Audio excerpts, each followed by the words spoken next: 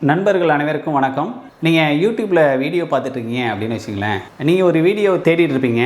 அதே டைமில் வேறு ஒரு வீடியோ உங்களுக்கு பிடிச்ச மாதிரி அந்த இடத்துல விசிபிள் ஆகும். சரி, அந்த வீடியோ அப்புறம் பார்த்துக்கலாம் அப்படின்னு நகர்த்திட்டிங்கன்னா அது கடலில் போட்ட குண்டூசி மாதிரி உங்களுக்கு கிடைக்கவே கிடைக்காதுங்க. அதுக்கு யூடியூப்லேயே நல்லது ஒரு ஆப்ஷன் கொடுத்துருக்காங்க. அது என்னென்னு பார்த்தீங்கன்னா, ஃபஸ்ட்டு நம்ம யூடியூப்பை ஓப்பன் பண்ணிக்குவோம். இப்படி நம்ம ஒரு வீடியோ தேடிட்டு இருக்கோன்னு வச்சுங்க. இந்த டைமில் உங்களுக்கு பிடிச்ச மாதிரி இந்த மாதிரி ஒரு வீடியோ வருது அப்படின்னா 3 டாட் இருக்குல்ல, இதை அழுத்திங்க. இதில் சேவ் டு பிளேலிஸ்ட் அப்படின்னு ஒரு ஆப்ஷன் இருக்குது. அதை ஓப்பன் பண்ணிங்க. அதில் நியூ பிளேலிஸ்ட் அப்படின்னு ஒரு ஆப்ஷன் வருது. அதையும் ஓகே கொடுங்க.